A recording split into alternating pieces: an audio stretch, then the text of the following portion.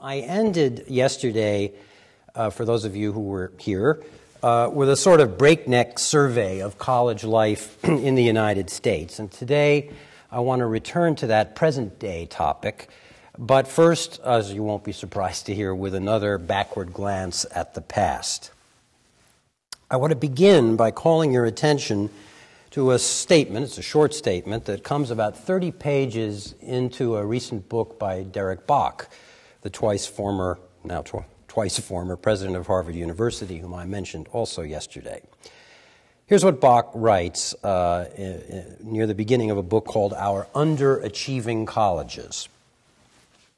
Arts and sciences faculties currently display scant interest in preparing undergraduates to be democratic citizens, a task once regarded as the principal purpose of a liberal education and one urgently needed at this moment in the United States.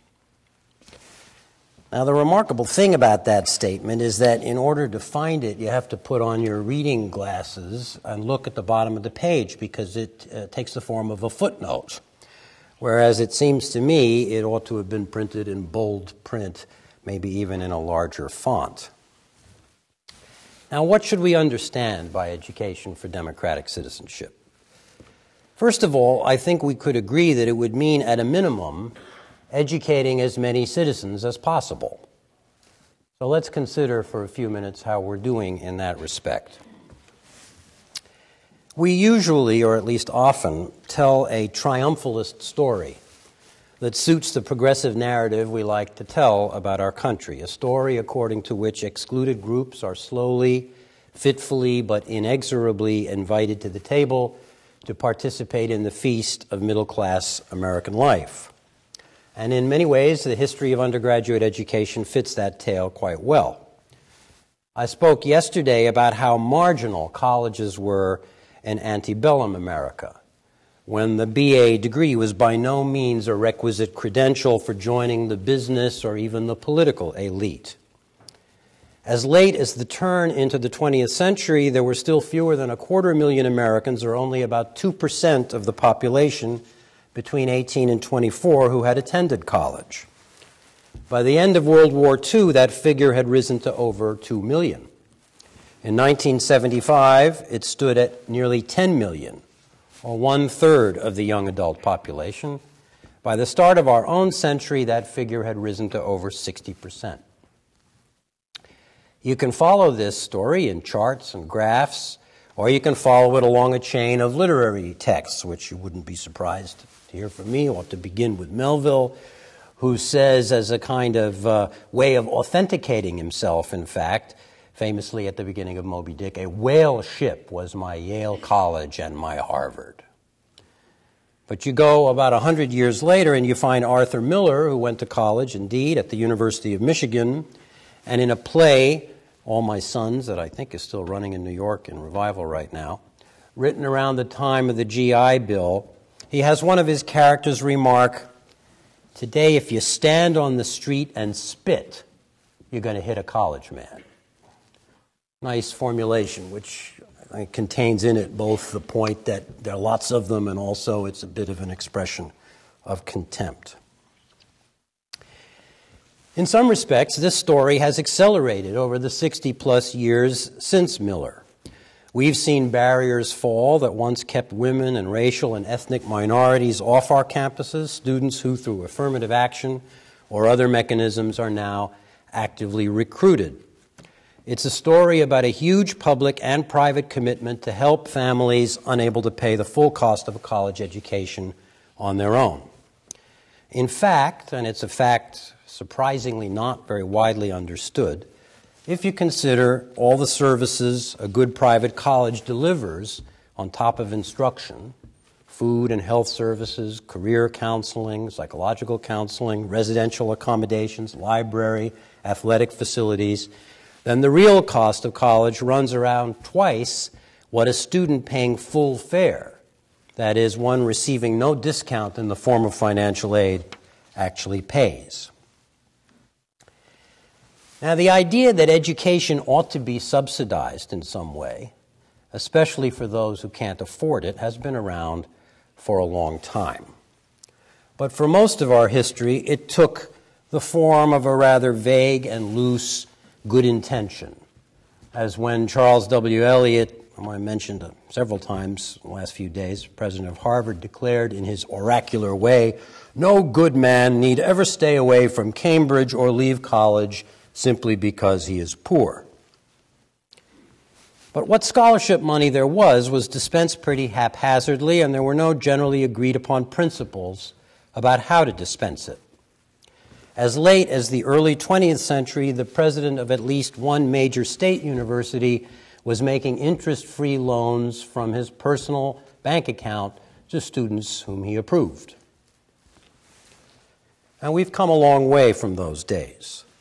We now have an intricate and highly bureaucratized system of private, need-based, and so-called merit scholarships, as well as publicly funded grants and loans. The national commitment that this system represents really took off in those decades after World War II, first with the GI Bill, then the National Defense Education Act following the launch of Sputnik, which frightened Americans into thinking that we'd better educate all the talent we could find, or we might actually lose the Cold War. Now, despite the mantra one hears nowadays from both parties against big government, America continues to be a decentralized and largely laissez-faire society, at least compared to most other developed nations in the West. And in fact, in keeping with that tradition, we've always financed college through a blend of public and private money. It's a hybrid approach that's been with us ever since the Massachusetts General Court in the 1600s subsidized the budget of Harvard by granting it income from a public conveyance, namely the Charlestown Ferry, and paying the Harvard president, at least for a while, directly from the public treasury. And even these early examples of public subsidy, which today chiefly take the form of tax exemption for the college and tax deductibility for the donors to the college, amounted in those days to a sort of matching challenge, since private individuals in the Puritan era that I've been talking about so much were expected to follow the lead of the magistrates and make, to the extent they could, donations of their own. Today, of course, the distinction between public and private is blurrier than ever, and many public institutions have been raising billions of dollars, or trying to, toward the establishment of private endowments. And private universities subsist, of course, in part with the help of federal research grants and other forms of government assistance. Now, the story of a public-private alliance with the common purpose of expanding opportunity from the colonial period to the present day should certainly include a chapter about far-sighted college presidents who pushed from within their own institutions to open the doors to previously excluded groups, often against the resistance of conservative alumni. Your late great president, Robert Goheen, who reversed his own opposition to coeducation here at Princeton and did much to make Princeton a more open place, was a shining example of such a person. And it was a great privilege for me to get to know Bob Goheen a little bit in the late years of his life. Another of your former presidents, William Bowen, continues to be a leader from the bully pulpit that he until recently occupied at the Mellon Foundation in trying to get the national conversation advanced about expanding the concept of affirmative action beyond race to class, pushing, in his phrase, for the idea of putting a thumb on the scale for applicants from low-income backgrounds whose test scores might not quite measure up. Now, over the last 3 evenings, I've been trying both to talk concretely about higher education at particular moments in our history, but also to offer some thoughts about general characteristics that perhaps have remained constant or at least present in some form over time. One such feature of colleges, it seems to me, is what might be called the uneasy coexistence of generations within the institution. In colleges, the old are not expendable, as they are in many businesses. You don't give your graduates a retirement party and the proverbial gold watch and hope never to see them again. You treat them instead to a form of lifelong institutional sycophancy, which is called alumni relations, which gives the whole enterprise the air of a sort of a family. The family, that is, in which the younger folks try to keep the old folks happy to make sure that the old folks won't cut them out of their wills. Anyway, if you look into the inner life of any college, you'll find, more than in most business enterprises, a lot of pulling and tugging among the generations. Usually, it's the youngest, the current students, whom you find on the left, more or less, pitted against the oldest, senior alumni, trustees, although trustees have been getting younger in our age of early capital accumulation, on the right, with the faculty somewhere in between. Though it should be said that it isn't always that way. In W.E.B. Du Bois's memoir, for instance, Dusk of Dawn, he recalls how one of his professors at Harvard had to throw a student out of class for refusing to sit next to a black classmate. And in general, that he found a warmer welcome from the faculty than from his fellow students. Today, too, college students, born around 1990, I shudder to say, can sometimes seem more conservative on political and social issues than their baby boomer professors. Still, it is usually, I think, probably the other way around, and this can be a problem for the institution, as it has been of late at Dartmouth, where a faction of conservative trustees almost staged a coup. Here's an older example of generational conflict of this sort, this one from a Harvard alum class of 1901, who wrote to President Abbott Lawrence Lowell on the occasion of his 25th reunion. After 25 years, he says, one expects to find many changes, but to find that one's university has become so Hebrewised was a fearful shock. There were Jews to the right of me, Jews to the left of me. In fact, they were so obviously everywhere that instead of leaving the yard with pleasant memories of the past, I left with a feeling of utter disgust of the present and grave doubts about the future of my alma mater. My recent reintroduction to my university was when I left the streetcar on my way to the Union to get my ticket for the game, presuming it was the Harvard-Yale game. Being uncertain what entrance to use, I stopped a boy, evidently a student, to ask directions. He was a Jew. Rounding the corner, being still in doubt where to go, I made enquiries from 3 other boys, also very evidently students, 2 Jews and a Negro fraternizing.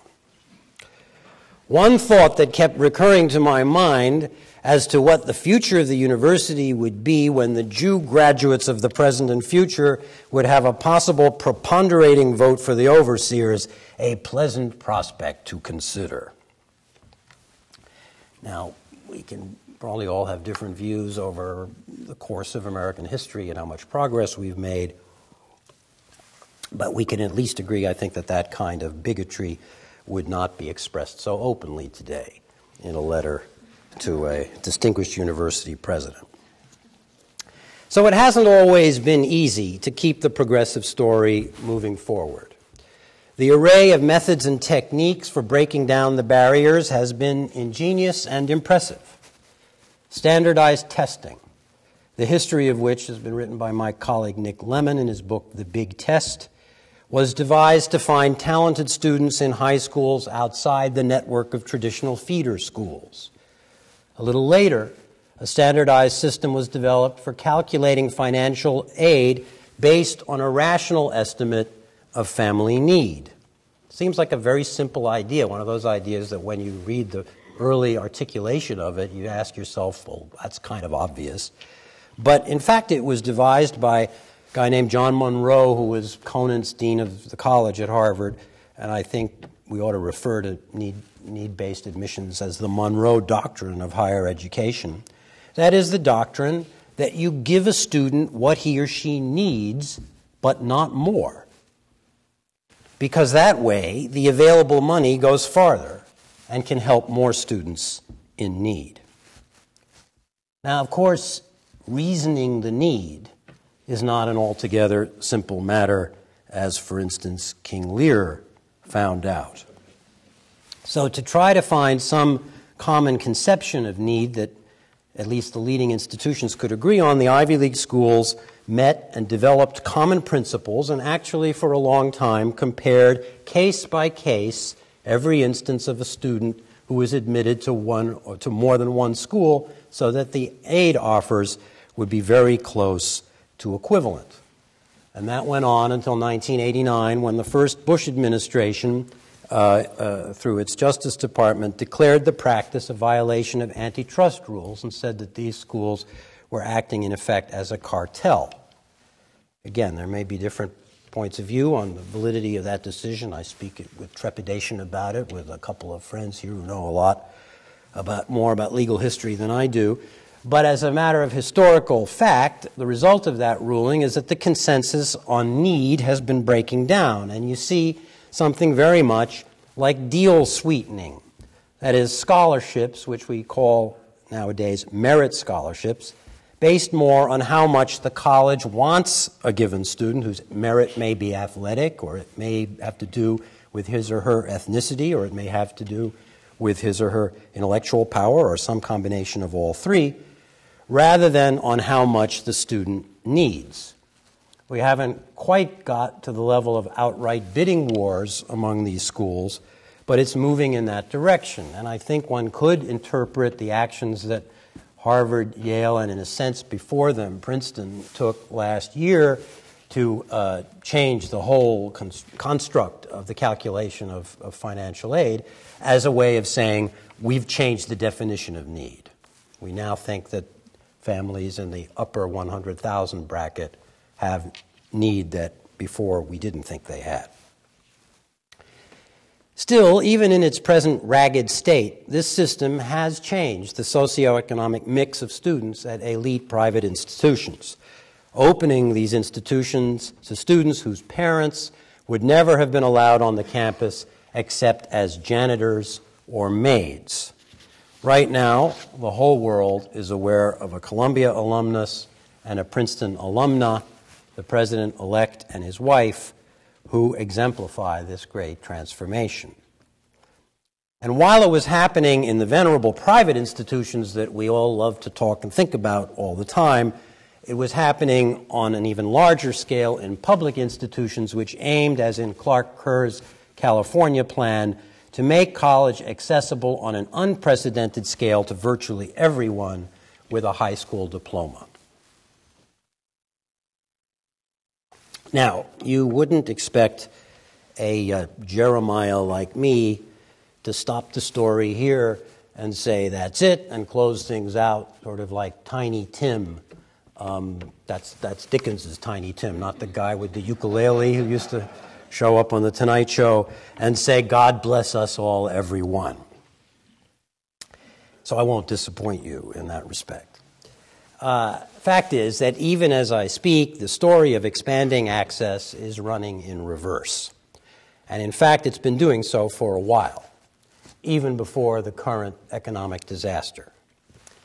One leading authority on the demographics of our college population points out something pretty startling. He wrote this a few years ago, and this is what he has to say, and it's based on some pretty persuasive data. The college-going rates of the highest socioeconomic status students with the lowest achievement levels is the same as the poorest students with the highest achievement levels. A less polite way of saying that would be to say, dumb rich kids go to college at the same rate as smart poor kids. Now that's a fact, it seems to me, that should at the very least give all Americans pause, no matter where you are on the political spectrum. It's an affront to our claims to meritocracy, a word that's become very favored lately, a word that we tend to use in a purely positive sense, though it bears remembering that it was originally coined in a dystopian book called The Rise of the Meritocracy by a British social thinker, which paints a picture of a brutal, soulless society stratified by intelligence testing that gives all the advantages to people whom the tests deem clever. To use, I love that wonderful British connotation of that word, while systematically destroying the dignity and self-respect of everyone else by confining them to more and more menial service work. Yet today, and you read that book, which was written almost 50 years ago, and it's really kind of blood-curdling. You feel like you're reading about your own moment. So, but nevertheless, not that many people read it, evidently, because we throw around this word meritocracy in a wholly positive sense, as if it describes a virtuous society in which talent rises unimpeded to the top as God, or maybe Ayn Rand, wanted it to be. Now, we could debate the merits of meritocracy in theory, and that would be an interesting debate. But the fact is that even by that measure, that narrow measure, since SAT tests, for instance, tell us nothing about creativity or generosity or courage or any of the qualities that we used to think of as elements of civic virtue. That's really, in a sense, meritocracy has taken over from the word, an old-fashioned word like virtue. We don't measure up in practice even to our own standard of the meritocratic society. The fact is that countless gifted students, intellectually gifted students in this country, are excluded from college for no other reason than their inability to pay.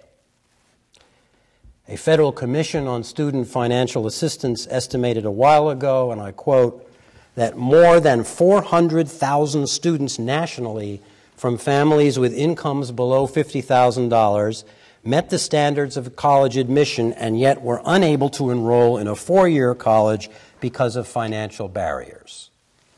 More than 160,000 of these students did not attend any college due to these barriers, not even a two-year institution. The name of that report was Empty Promises. It was issued 6 years ago, and I strongly suspect that since then things have only gotten worse. In short, we're treating our human resources as badly as our natural resources, and we should worry that sooner or later the consequences will catch up with us collectively, even as they are already being felt by a lot of Americans individually. Now, the problem I'm talking about could be summed up as a failure of national will to sustain the upward trend of America's historic investment in education. In fact, it's worse than that. We're not only failing to continue the progress, we're failing to keep pace with where we were 30 years ago. In 1976, federal Pell Grants, the grants named for Senator Claiborne Pell that go to the lowest income students, covered over 70% of the cost of attending a state institution. By 2003, they were covering only 38% of the cost. I don't have the latest figures, but I'm sure they are lower still. Now, when we look at this national retrenchment, we can point the finger at the politicians or at the taxpayers, by which we somehow always seem to mean someone other than ourselves. But at least from my point of view, our wealthiest private institutions, like yours and sort of mine, are also failing to do their fair part. We still put too much faith, although this may be changing, in the very tests, notably the SAT, that were invented, truly enough, as instruments of democratization. Talked about that a little bit yesterday, as ways of finding talented students in schools where the admissions staff at these colleges didn't know where to look for them. But we turn a blind eye, or at least a half-blind eye, to the fact that these tests have long since become tools for the wealthy, who can send their children to schools with extensive test prep programs and hire private tutors to get the scores up even higher. Every parent who can do it does it. I certainly did it. One wants the best for one's children. Many private colleges still admit large numbers of students by early decision, despite the fact that these programs disproportionately benefit students in private or wealthy suburban schools who are well informed about college and don't have to wait around to compare financial aid offers before deciding which college to attend. You might say that the abbreviation ED, which means erectile dysfunction to one segment of the population, means early decision to another, and the children are as enthusiastic about the latter as their parents are worried about the former. Now, everything I've said, that goes without saying, everything I've said is debatable. There are good things to be said about early decisions, certainly from the perspective of the individual institution. You tend to get a happier freshman class because a lot of them are at the school they most wanted to be at. So these are debatable points, and I don't want to dwell on the minutiae of college admissions gamesmanship. But the larger point is that our elite private colleges could be doing much more to find, recruit, prepare, and educate bright students from economically disadvantaged backgrounds. At almost all highly selective private universities and colleges, including Princeton, the percentage of Pell Grant eligible students has actually declined over the last quarter century and is now stuck in the single digits, a period until the recent debacle of unprecedented capital accumulation for colleges as well as individuals. Until recently, among the so-called Ivy Plus colleges, only Emory and Stanford showed percentage increases in Pell Grant eligible students, and these increases were very small. 0.5% in Stanford's case, 0.5% in Emory's. More recently, Harvard, under its former president Larry Summers of noxious reputation, and Amherst College under the leadership of Tony Marks, who's made low-income recruitment a priority, have shown some real gains and have proven that it can be done without degrading the level of academic standard at the institution. And yet all these institutions claim to welcome all talented students regardless of ability to pay, a claim that is, I'm afraid, more theoretically than actually true. Now, one objection to what I've been saying for the last few minutes is to reply, well, it all sounds good, you're a romantic, it's nice that you care about people without much money, or you pretend to care about them at least, but the hard fact is that qualified low-income students are simply not out there in sufficient numbers. They were damaged so early and so deeply by our dysfunctional K-12 system that the applicant pool just doesn't exist. Well, one hears that a lot, and I just don't believe it. I've seen the counter-evidence.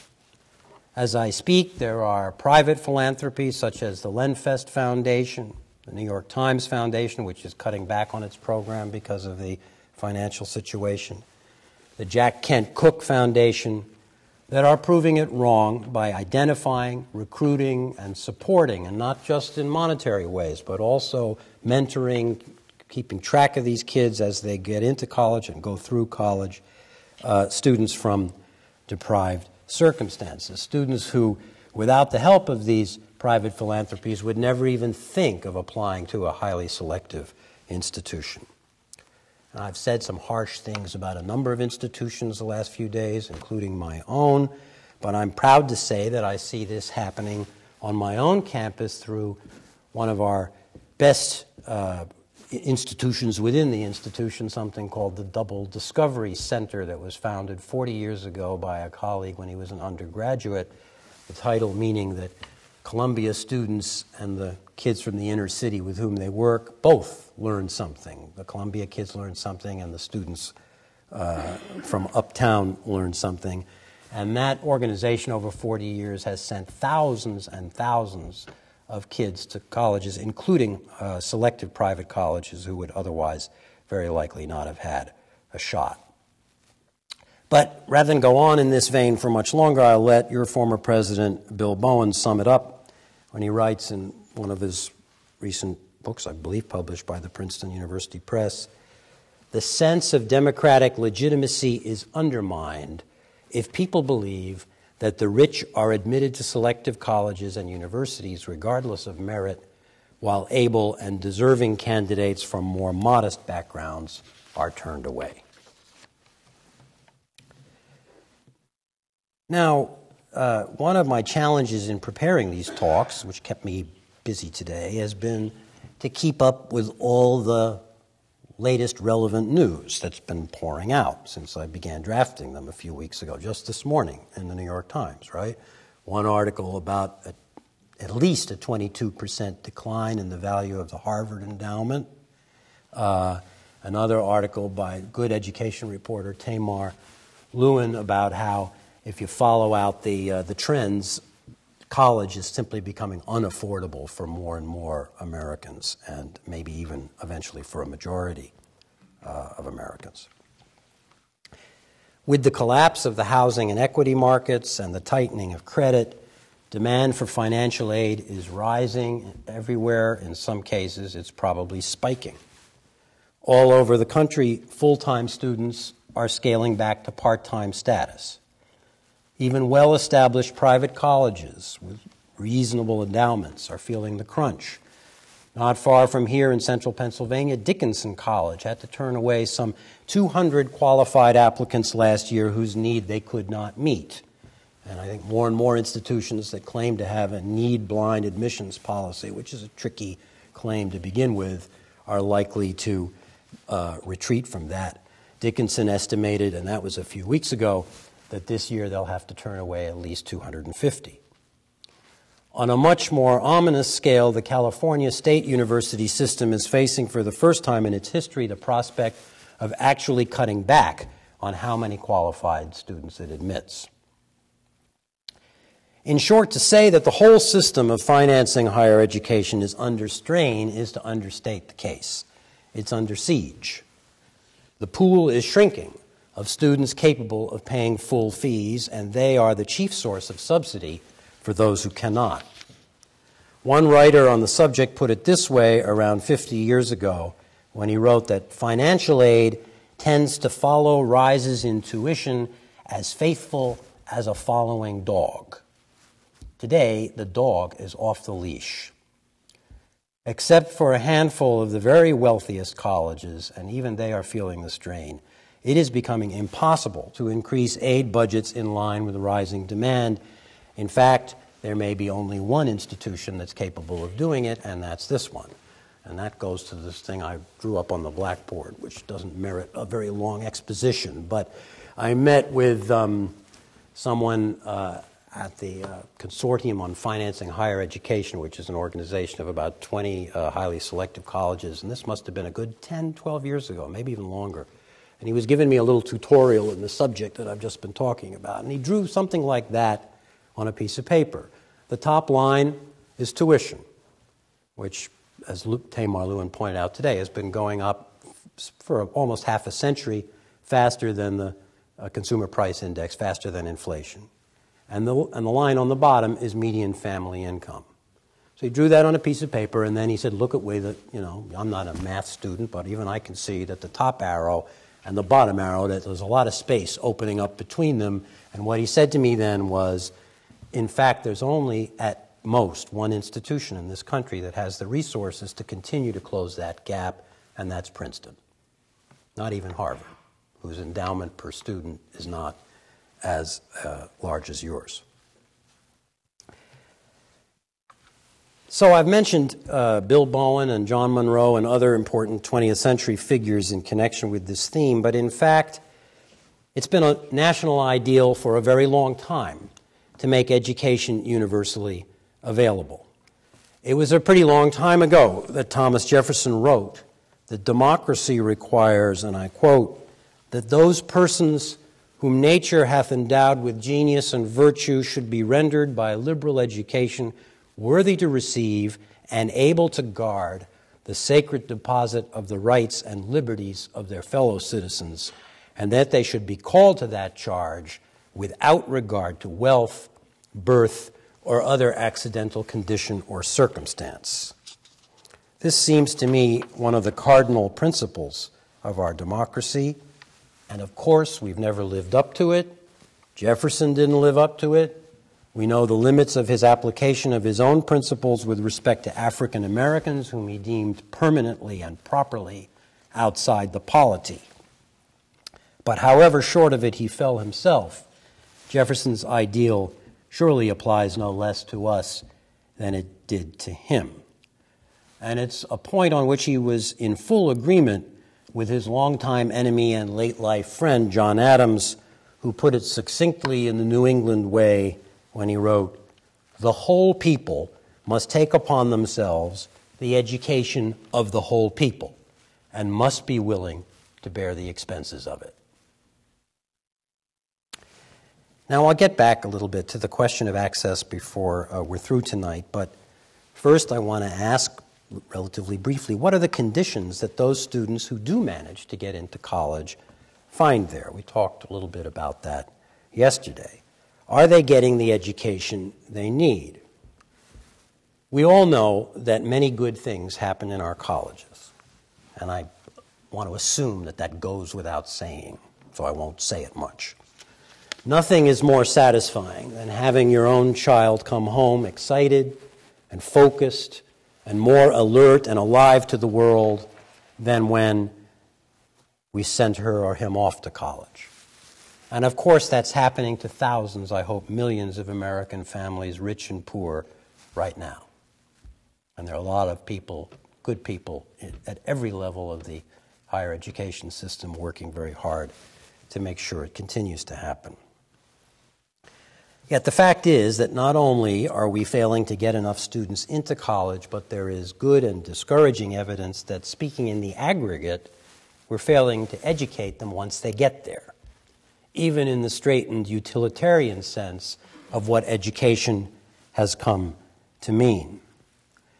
In what one national study calls prose and document literacy, the proportion of college graduates scoring at the proficient level has been falling since the early 1990s. More than a quarter of bachelor degree holders and more than a third of associate degree holders placed in the bottom two levels of proficiency. In short, the college degree strikes more and more people in this country, including notably employers, as a fraud. And there's reason to think that they're right. Measuring the educatedness or literacy of a large population is, of course, no simple task, and I'm no statistician. The definition of literacy is always changing. At the time of Jefferson and Adams, literacy meant the ability to sign one's name. More recently, the National Center for Education Statistics defines it as the ability to read a newspaper article comprehendingly or to grasp information from a chart or table. And they divide this ability into prose literacy and quantitative literacy. When they looked at the population with this standard in mind, what they saw was appalling.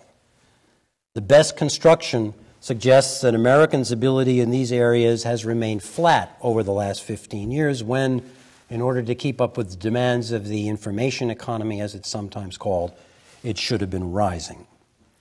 And nearly 2/3 of employers feel that many, if not most, college graduates do not have the skills for succeeding in the global economy, and half or fewer have the skills and knowledge needed to advance or be promoted in their own companies.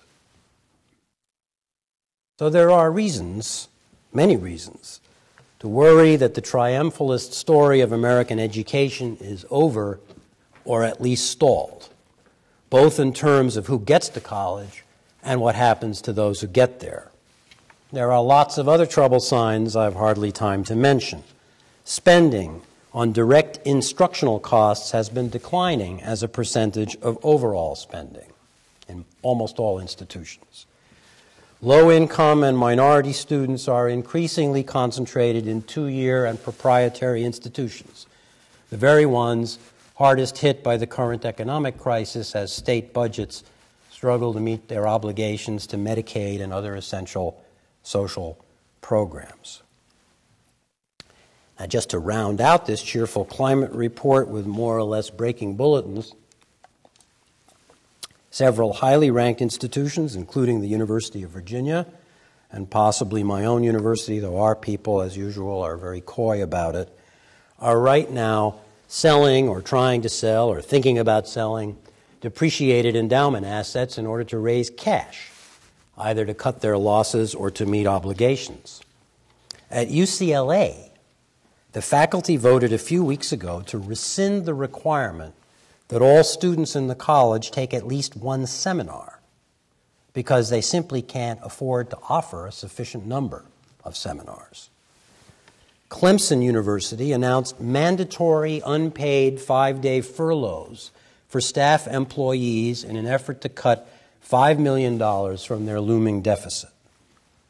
Beloit College, an excellent liberal arts institution in Wisconsin, laid off fully 10% of its staff after 36 students didn't show up this fall, creating a severe shortfall in its anticipated tuition revenue. So what does all of this add up to? Quite obviously, to an enormous challenge for our new president and for all of us.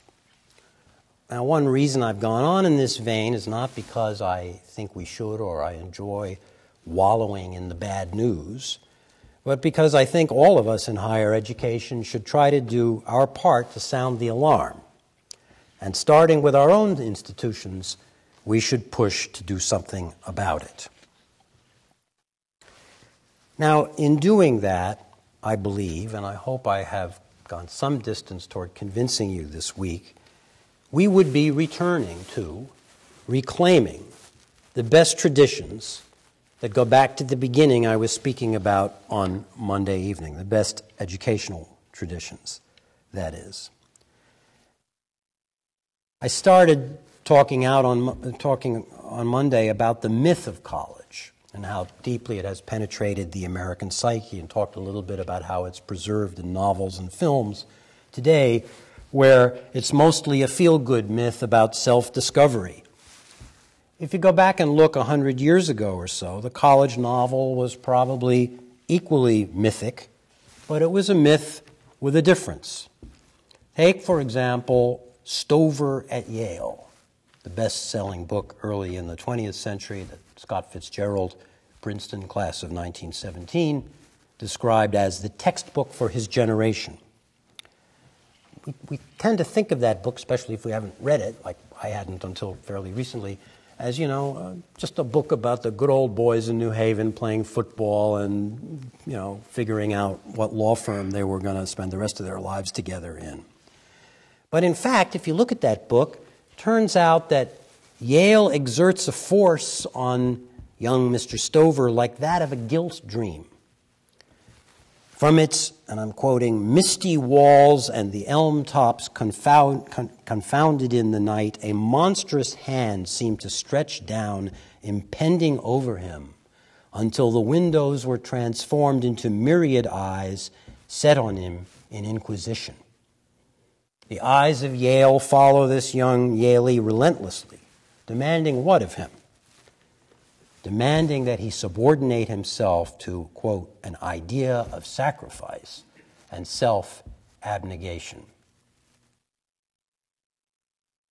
A little hard to know what that would mean today. I mean, it's often struck me, you go up to Harvard and you go into Memorial Hall, which is part of which has been recently turned into the freshman dining commons. And the entry, that's a building, of course, that was built as a memorial to the sons of Harvard who died in the Civil War on both sides. And you see the names of all the blue blood New England families written on the wall, the Saltonstalls and the Leverets and all the rest of them. When I looked around my university for a memorial to veterans of Columbia, I couldn't find one. You probably have one here at Princeton. I was talking about this with a friend not long ago, and he said, if you tell me the percentage of your students who are in the reserves, I'll tell you your college ranking in U.S. News.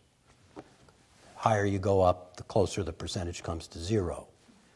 Now, it's complicated. The wars we've been fighting lately have been hard to promote as worthy causes for self-sacrifice. But surely some alternative form of service, which is what President Obama was talking about, we'll see if he can do something about it, wouldn't be a bad thing to inject back into the culture of these institutions.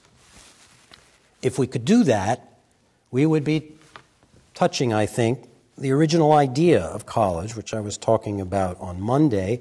In Morrison's history, I learned that the Oxbridge colleges provided alms for a whole range of the needy in the 17th century. As a nice list: a blind Irishman and his son traveling through the neighborhood, a Jew in reward for his conversion. It's always, if you reward them if they convert, but anyway. A shipwrecked Muscovite, a minister's widow, and 2 soldiers from the Palatinate. These colleges, as charitable institutions, were expected, as Morrison puts it, to dispense alms to outsiders as well as charity to their own children. Okay, so I've listed a few problems, and there are many more that we could talk about. So it's time to say a few quick words about what it might mean to try to breathe some life back into the service ideal. What it might mean to think again of college, as your President Woodrow Wilson put it in a famous address entitled "Princeton in the Nation's Service," to think of college as what he called a school of duty.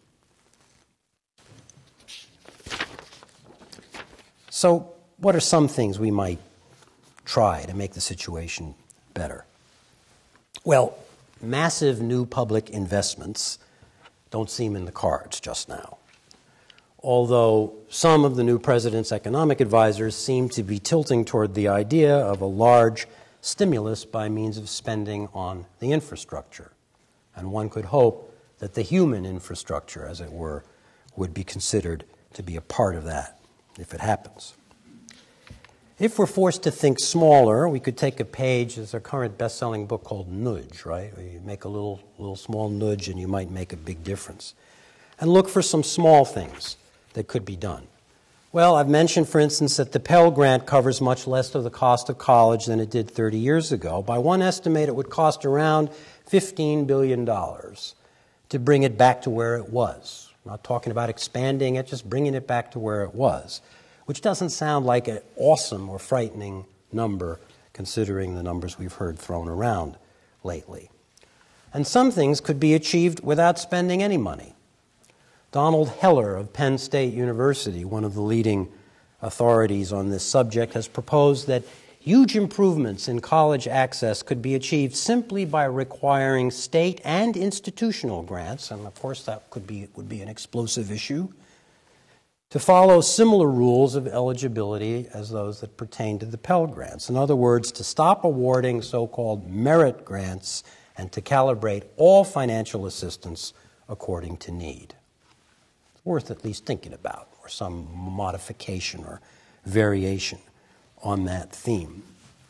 In terms of the way private institutions dispense financial aid, feels to me like it's time to rethink it. There are some institutions, like Berea College, for instance, that require work from all their students in return for free tuition. The amount of work that's expected in return for institutional aid has been declining. The possibility of considering financial aid, making it contingent on future giveback, depending on what the future income of the alum might be. All of these things are complicated. There are good arguments against them, but I think it's time for some fresh thinking in this area if we're going to do anything about that chart. And then, as I was implying earlier, what places like Princeton could do, I don't presume to come here on my high horse and tell you what you are or aren't doing. It's obvious this is the place where the founder of Teach for America went to college. This is the place where Bill Bowen was the president for many years. But I suspect that you and all of us in the Ivy League could do more. We could do more in partnership with K through 12 schools and with community-based organizations. We could make investments in our admissions offices and send our admissions officers out more widely to find kids who would benefit from a Princeton education. The richest of our colleges are all planning to expand, or at least they were before the current debacle. Yale is building new colleges. I believe Princeton is contemplating it too. Columbia, we were thinking about it, but the economy blew that idea out of the water for the moment.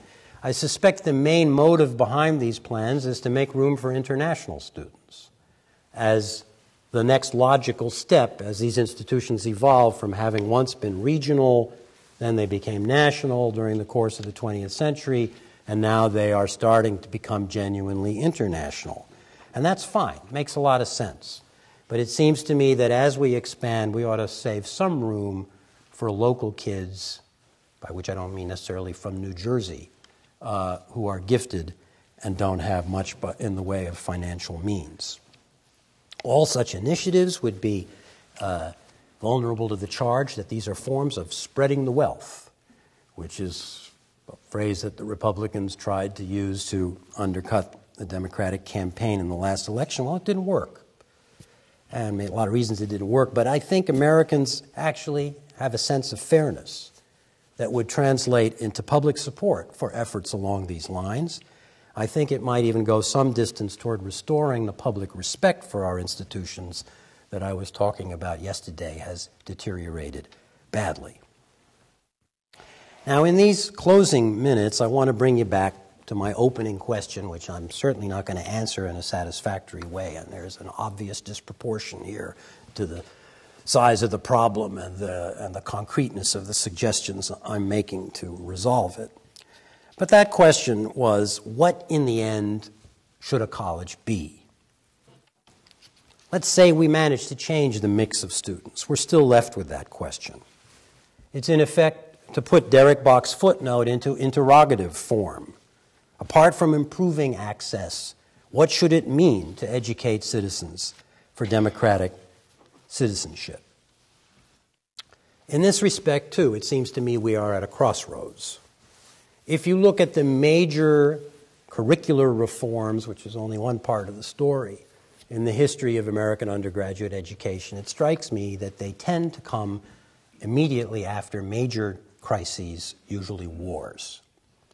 The Columbia core curriculum originated in a course called War Issues that was put together following the First World War with a sense, we would consider it in certain ways a reactionary sense, that as these new kind of people were coming into the college, they weren't, Episcopalian blue bloods who had Anglo-American values in their blood. As these new kind of students were coming in, they needed to be educated in the major traditions of the civilization that had just emerged victorious in this devastating world war. Around the same time, as a reaction to what President Eliot had done at Harvard, turning it into a research university, the next president, Abbott Lawrence Lowell, the same one who was interested in Jewish quotas and probably read that letter I read out without that much outrage or indignation, but the same president felt something had to be done to preserve the sense of college as a community, recognizing that whatever he did, the Jews and other newcomers were going to show up, and they created the house system with the philanthropy of the Harkness family, which was then replicated at Yale in the college system and here at Princeton in different form. We're working on it still today. At Harvard, too, after the First World War, the Great Red Book Report, an effort to define a general education program for a world that even then they could see was becoming multicultural in a new way. Following the Vietnam War, big changes too, and we could debate and dispute that. Some of them very positive, including this opening up of these institutions to students who had never been welcome before. But mostly, I think, the response following that war was to dismantle the structures that had been created following the first two. And so we find ourselves now at a moment that could be described, I think, as chronic war. Right? This war on terrorism, no one sees, there's no sunshine laws, no sunset laws relevant to that war on terrorism. Who knows how long it will go on or what forms it will take. And clearly, everybody seems to agree, we talked about this a little bit yesterday, we face this enormous problem of the gap, the two cultures gap, that is the increasing, the obvious problem of what science and technology, the powers that they have unleashed, and the imperative importance of producing scientifically literate humanists and humanistic scientists. And I think none of our institutions is doing a very good job of addressing that problem. And then there is the problem of globalization, which people talk about all the time without much meat on the bones. How are we going to equip our citizenry for not just economic competition, but for understanding a world which is no longer a purely national one in a provincial sense? It's time to make some kind of effort to address those questions. Now, whatever we do, I would hope that we'll keep some basics in mind. And one formulation I like very much that articulates some of those basics comes from a turn-of-the-century literary critic named John J. Chapman, who wrote the following about college. It makes a great difference, he said, if a young person spends the years between 18 and 22 in a counting house where the clocks measure nothing but interest, and where he must master this grim and terrible religion of money, or whether these years shall be spent amid surroundings that may awaken the youth to a noble ambition. The key word in that passage is, I think, awaken. And Chapman was a great Emersonian. This, for me, is the keynote of what college has been at its best and should be all about, and leads back to Emerson, for me anyway, who wrote that the whole secret of the teacher's force lies in the conviction that men are convertible. There's that Puritan note. And they are. They want awakening. Get the soul out of bed, out of her deep habitual sleep, out into God's universe to a perception of its beauty, and the student awakes a God and is conscious of force to shake the world. That beauty doesn't have to come from some set reading list of great books, though that's a pretty good place to start. It can come from science, it can come from art, it can come in a lot of ways, but come it should, and I think it can come to students at all levels of our educational system. And in fact, one of the bits of good news that's wrapped up in all the bad news that I didn't even really talk about, the academic job crunch that we've experienced for the last 35 years, is that there are tremendously gifted teachers at every level in the American academic hierarchy these days who know very well what Emerson is talking about in that passage. I've met them. I've been in their classes at Hendrix College in Arkansas, at Ohio Wesleyan, Washington and Lee, University of Rhode Island in Kingston, Bronx Community College, just up the street from Columbia, where a colleague of mine from Teachers College pointed out that there are more students of color in that one institution than in the entire Ivy League and all the Ivy League plus put together. North Carolina State, many other places where I've been enormously impressed and moved in the classroom.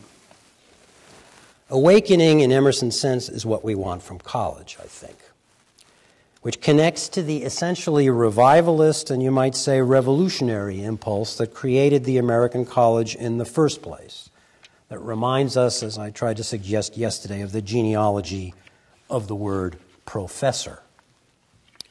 Maybe we can get back to something like this. Won't be easy. Partly, no doubt, because of deep changes in the larger culture that colleges can do very little about, such as the decline of reading in an age saturated by digitized noise, where few people, even who come to schools like this, have the time or concentration to linger with a long or difficult book, but surely we ought to try. And we ought to try for all students, not just the pampered and the privileged. I think instead of throwing up our hands at the size of the challenge, there are little things we can do, the nudge idea again,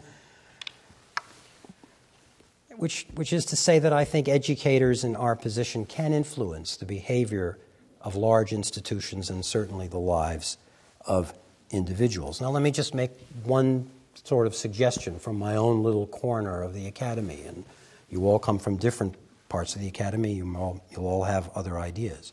We could ensure, in my field, that every PhD program engages its students in some serious consideration of what education has meant historically and what the aims of teaching might be. We could ensure that all oral exams for the PhD should include a section in which the student is required to present an historical problem if it's a history department or a literary issue if it's an English department, not as he or she would be to an audience of professionals at an academic conference, but to an audience of interested or potentially interested amateurs. That is to say, people like the undergraduates whom they'll be teaching when they get the job that they hope to get with their PhD credential. The analogy here strikes me as really very obvious. In our medical schools 30 years ago, primary care medicine was not a subject you studied in medical school. There was no such rotation. Today, and I maybe shouldn't say this, but I'm very proud that my older brother had something to do with this change.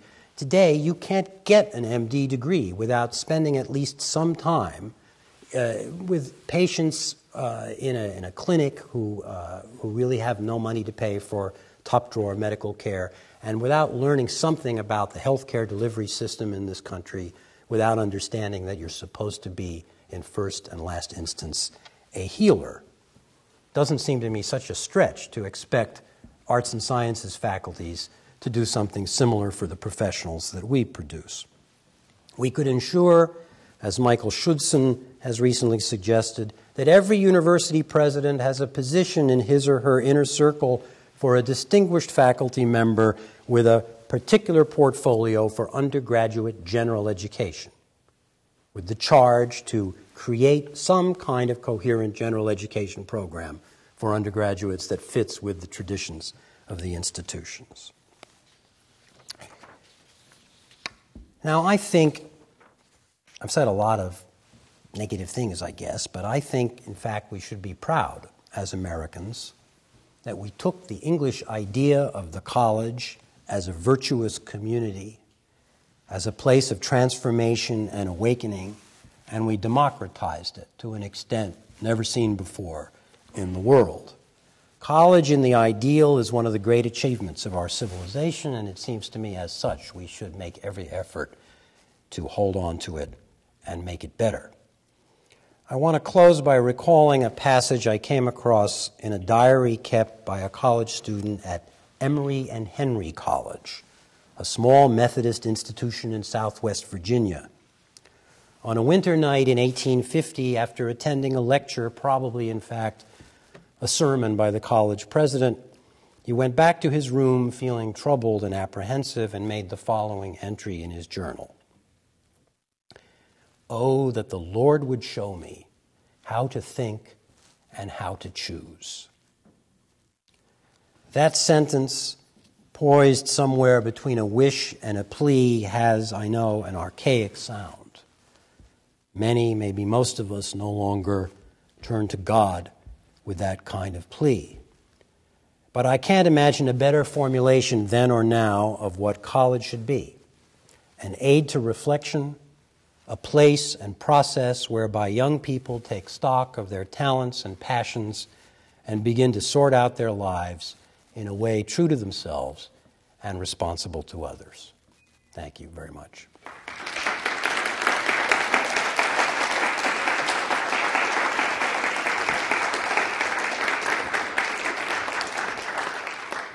Thank you. So if you're in the mood to talk, I feel a little talked out, but I'll give it a shot.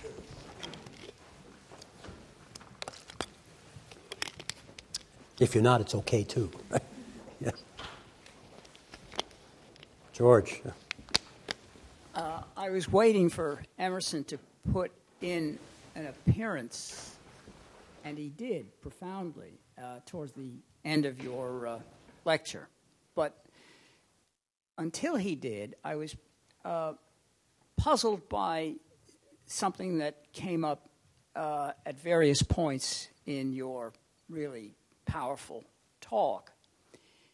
You invoke three standards, and I don't know whether they go together or conflict with each other, and not one of them is Emersonian. The first is Derek Bach saying the function of education is to prepare students for democratic citizenship.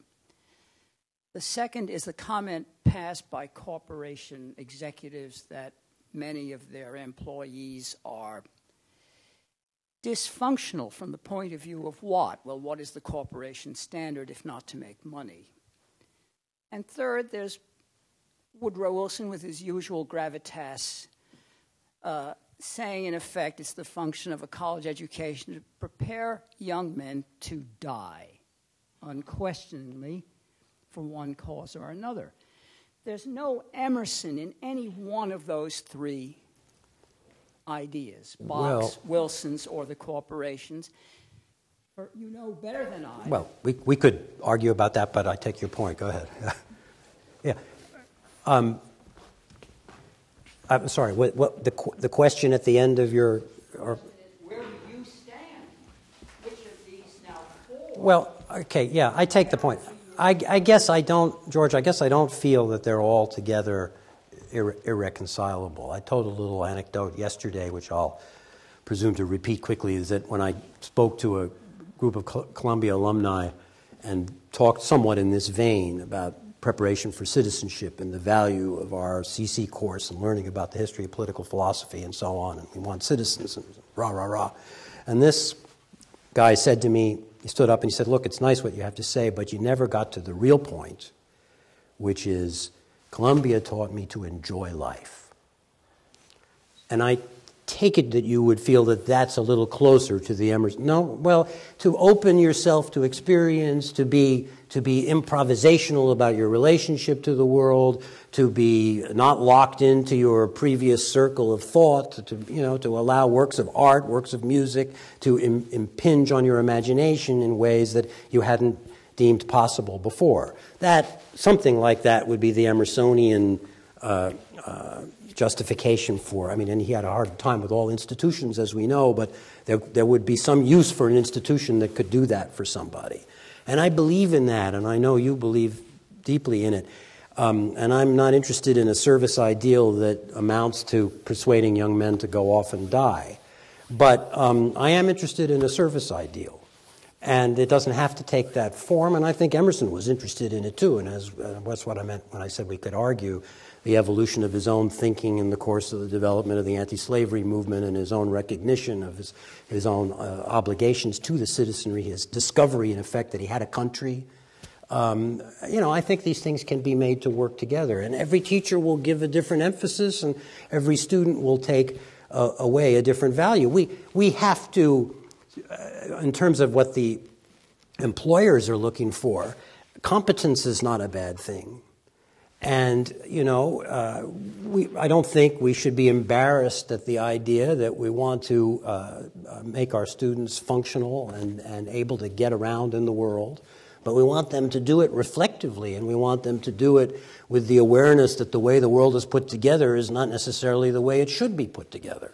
So I guess what I'm saying is I don't feel the irreconcilability among these propositions quite as strongly as you do. But we can talk more and probably will continue not to see it quite the same way.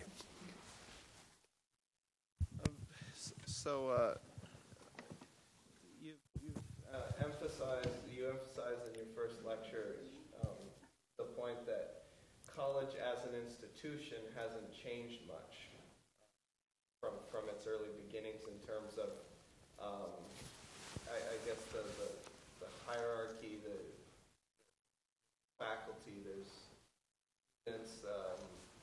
Well, you're referring to my little riff on the high table and the communion table, in which the idea was to present young people with an image of what a mature community looks like, and to suggest to them that they ought both to want to be part of it and to look into themselves to question their worthiness to be part of it. Yes, I think that's a good thing that colleges could still do. Well, there are aspects, though, of the hierarchical structure of colleges that severely trouble me. I want to get into academia myself. I love what I'm doing. I want to do research and write, but I read a story today in the Chronicle that about 70%, now this is from the other side, not the student side, the faculty side, 70% of people teaching in higher education are adjunct or part-time, and they get paid worse than slave wages. Right. Do incredible, backbreaking workloads. But whereas at colleges, funnel most of their money into paying sort of celebrity professors. Obviously, they give more money to the people who add prestige to their college, and I can't help but wonder if that has a lot to do with the sorry state of higher education. Well, absolutely. It's a tremendous problem, and one of the pages that I cut out to get to the end of the lecture had to do with this issue. I think I mentioned it yesterday. The percentage of adjunct professors as a portion of the whole faculty has been going up in proportion to those other numbers that I said were going down, and there's good evidence that you can't expect these people who are not even probationary members of the community in the sense that they have hope to become permanent members. You can't expect them to throw themselves into the pastoral work of teaching, as it were, with the same fervor. And there's good evidence that they're even demoralizing the full-time faculty, which looks over its shoulder and sees them and wonders about their own job security. I think it was yesterday, maybe you weren't here yesterday, I quoted one guy who came out and said it rather bravely about his own institution. He said that we're no more honorable employer than Walmart in the way we're exploiting these people. It's one response to the shrinking resources available to institutions, and Lenny Casuto over there has made a half a lifetime study of the issue of tenure and might have something to add to this in terms of whether it's a sort of chipping away at the paradigm of tenure, which has its own problems. So we've got, you're completely right, we've got that balance is totally out of whack. We probably have too much permanent employment, or we need a better way to figure out what to do with people who are way past their best years and are clogging the system so that young people can't come in, and at the same time we're dealing with it by exploiting part-timers. Maybe my concern in all this is probably deeper, because the institutions justify all the part-time faculty that they have precisely for economic reasons. They need to streamline, they need to stay competitive, but the problem is that college, a liberal arts education, it doesn't seem to be, or at least shouldn't be, modeled as a corporation. It doesn't have a specific product that it's pushing, advertising. We're not looking for ways to turn a profit in terms of the higher salaries of people who graduate from college. Now, obviously, colleges do appreciate wealthy alumni who give back to their institution, but that's far from the primary point of a liberal arts education. So the question is, what kind of, at the same time, obviously, we still need to justify the allocation of resources to higher.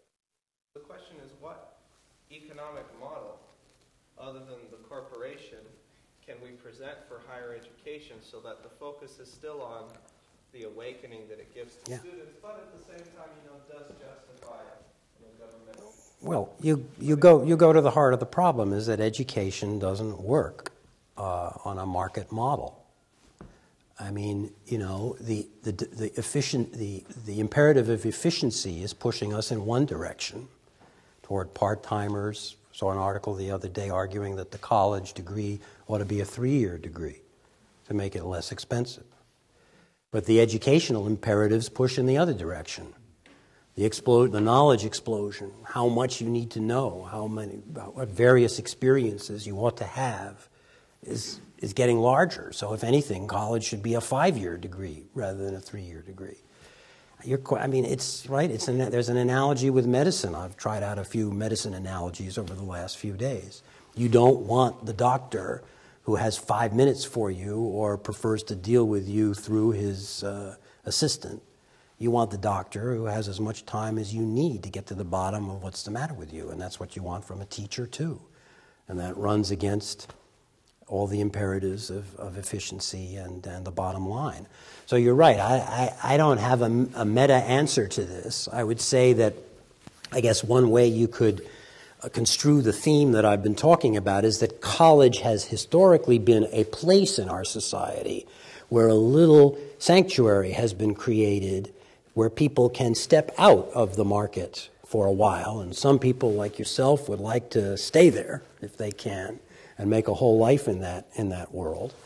And it's always been a compromise. And ever since my Puritan friends first arrived, they were complaining within 5 minutes that the true faith was being compromised and that everybody was out there trying to make money and was misunderstanding the whole deal. And it always will be a compromise. So, I mean, I'm a little bit less of a utopian, perhaps, than some people here. I don't imagine we'll ever see an institution that sheds itself of these corruptions that you're describing. But we could do better. And I think, a few articulate leaders in positions in our universities and colleges and nationally could help people to see why we should do better and why it's in our collective interest to do better. Lenny, yeah. Thanks for that shout out. But it made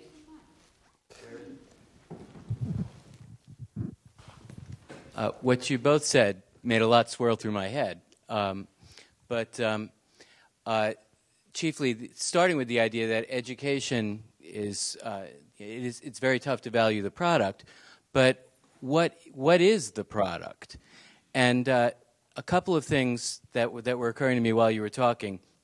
One is that as a professor, I can more rewards will accrue to me if I spend 6 hours writing an article about the importance of service than if I spend 60 performing service. Right.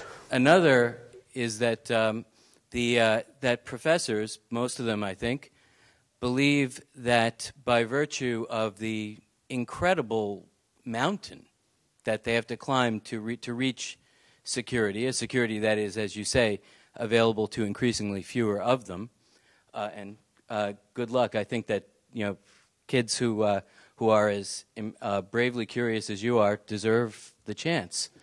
That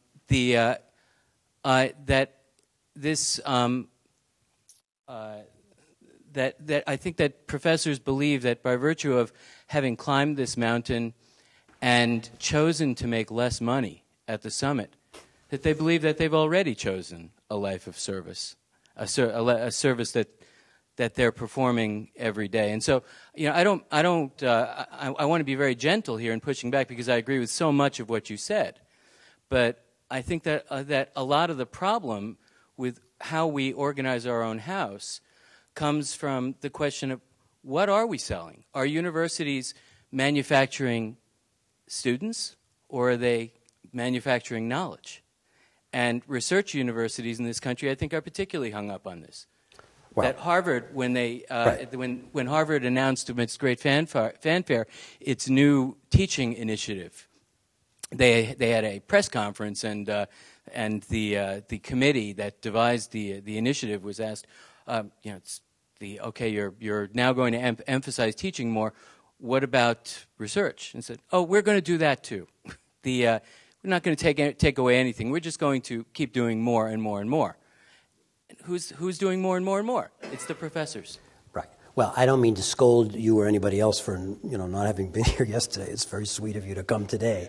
But this was, in effect, what I was talking about yesterday was the divergence between the university research ideal and the college teaching ideal. The only thing that makes me a little nervous about what you say is that I get nervous, and I do it like everybody. I don't mean to say that's what you were doing. I do it.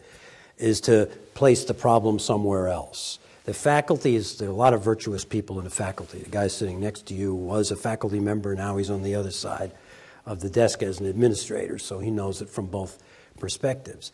But the faculty could do a little bit better, too. I mean, for instance, I got a report yesterday from my own institution that at our faculty meeting where they very gingerly started to talk about the economic problem, the one comment from a faculty member was, well, maybe we can cut back on financial aid. We can't really afford to play with the big boys, so that would be an area where we could save some money.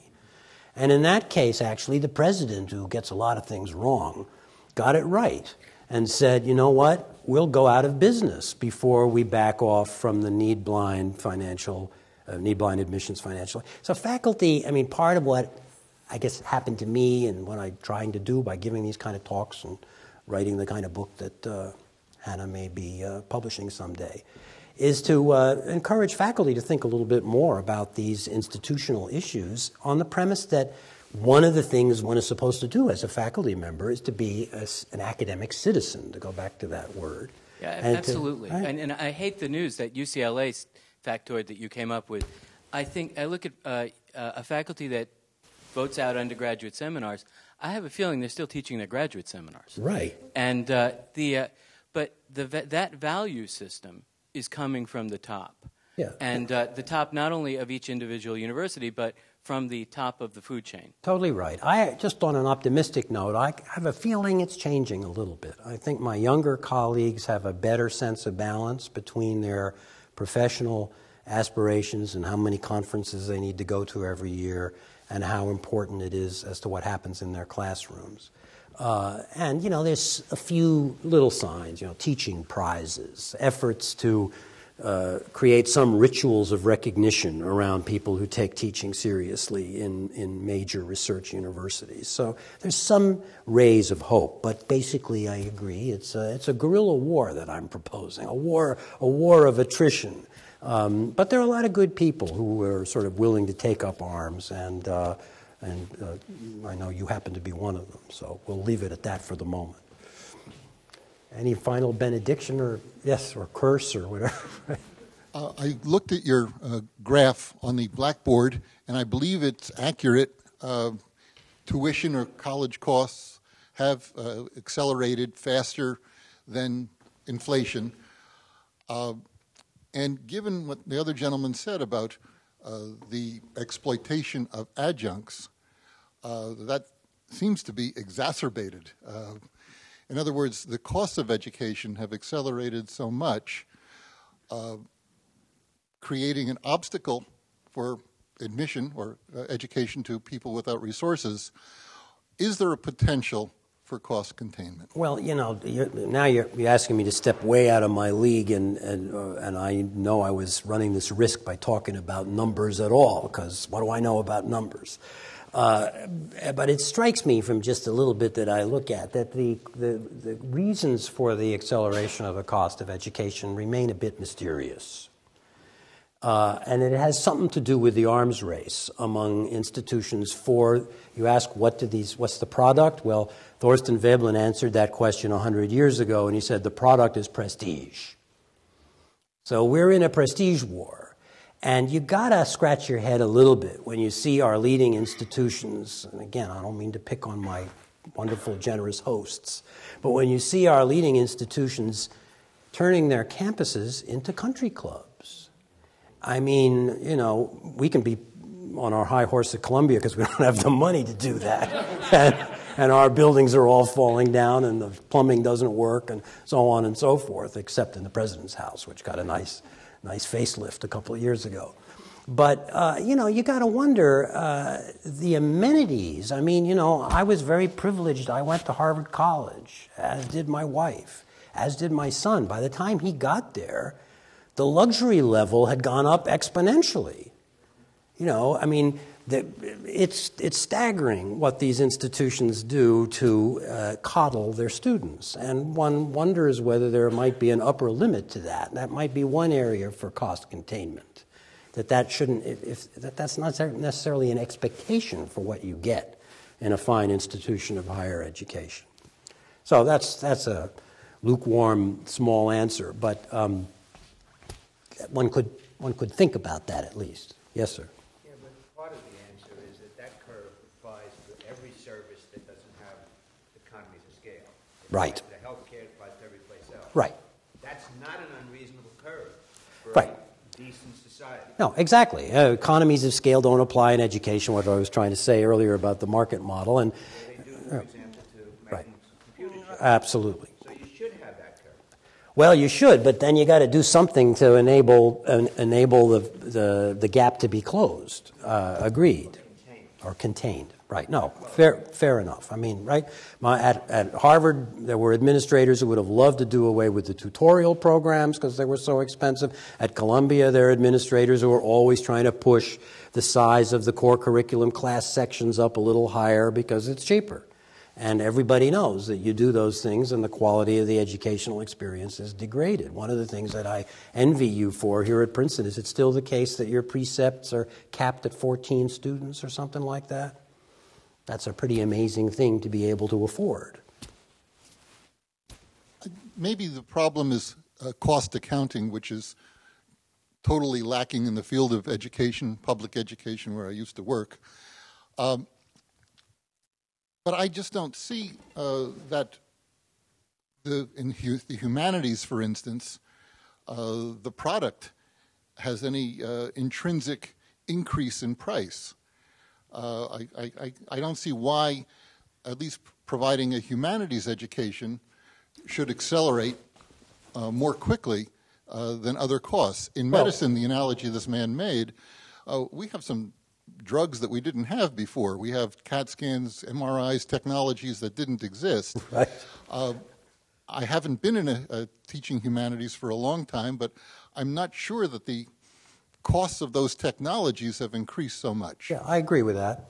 I was saying yesterday that knowledge in the sciences expands, and the physical superstructure, infrastructure that's needed to support that growth expands. As in the humanities, as far as I can tell, stays about the same, and the internal relations change. So I agree with that. I don't feel personally terribly responsible for the rising cost of a Columbia education. But that's not what's causing it. What's causing it is that the professor is getting his share of the productivity gain of the whole society. The professor gets an increase above the cost of living, as everybody gets, to take account of the productivity increase in the society. The difference is he doesn't do any more productive work in the sense of having more students. He may teach them better, but he doesn't get any more students. I'm not sure I've been getting an increase that's going faster than the cost of living for the last decade or so. To the degree that tuition's rising, you are. And the reason why that's a necessity is because, in fact, you are spreading the productivity increase over the society as a whole. Some jobs, there's a productivity increase in what you do. You make more computer chips. Right. But you don't teach any more students, and I wouldn't want you to teach any more students. Right. But my dean probably would. This curve is well understood, I think, by economists as being something that comes out of the differential productivity gains, defining productivity only in terms of how many students, not how well you teach them. Right. Yes, sir. Hi. I'm struck by how much of the conversation right now has been with words like market, money, productivity, cost, when what your talks were about was, does college matter? And when we talk about productivity, it seems to me that's not even the point. The point is to get people to think, and the point is to open worlds. And maybe the also point to is feel. To start having people ask questions that they didn't before. And as a Russian literature professor, I, of course, would turn to Dostoevsky. Not of course, but I do, because one of the essays that he wrote in an age of the 1860s, when he was going against the utilitarians, said, because one of them was talking about the fact that, well, you know what? A painted apple is worthless because you can't eat that apple. And therefore, we should have literature only that deals with utilitarian things, how it's going to improve the lot of the peasants. And Dostoevsky said, you know what? We have no idea, none, whether a person looking at a beautiful, beautiful statue is going to all of a sudden think about how to save humanity. So there are these things that cannot be measured in an education. They're the things that cannot be measured in humanities. They're the things that cannot be measured by someone reading a book for the first time, reading Emerson for the first time, listening to Mozart for the first time. And because of that, thinking about, well, how can I deal with society? How can I make society a better place? So I think some of the conversation here seems to me to be reflecting what the society as a whole is dealing with, not only during the financial crisis, but just in the last 30 to 40 years, which is emphasis upon money instead of an emphasis upon these things that we cannot grasp, that we cannot measure, that we cannot make statistics for. And I just say it's a miracle that the liberal arts education system still acknowledges the fact of people sitting around a table and discussing, well, what did Homer really think? What does this passage in Beethoven really mean? What is a good human being? Well, thank you for that statement, and I just really quickly make an allusion to another page I cut out of here, which at least for me brings some of these themes together, sort of what George said and what you just said.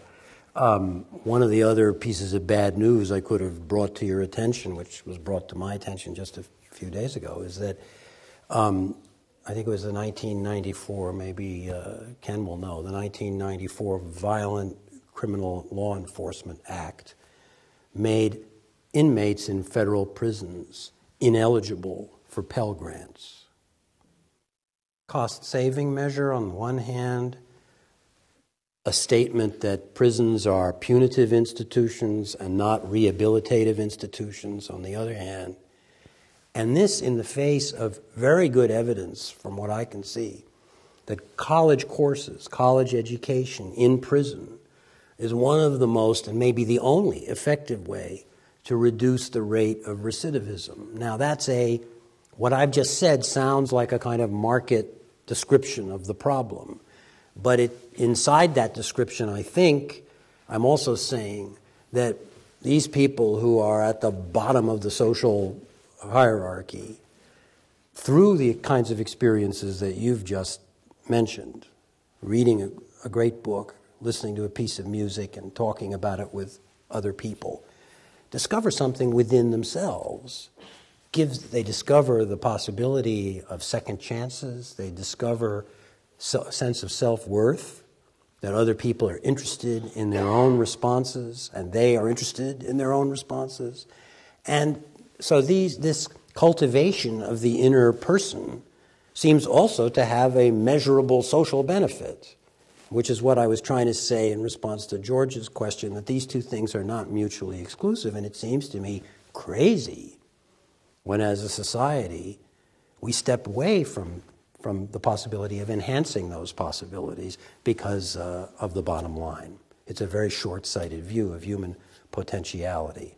And the private institutions are, Bard College has a wonderful prison teaching program where faculty go into the prisons for a very small compensation. And they often describe it as the most rewarding teaching experience of their lives. So I don't know if that's helpful at all, but it sort of brings together for me some of the things that have been just said. I think I'm going to say thank you very much for coming. And,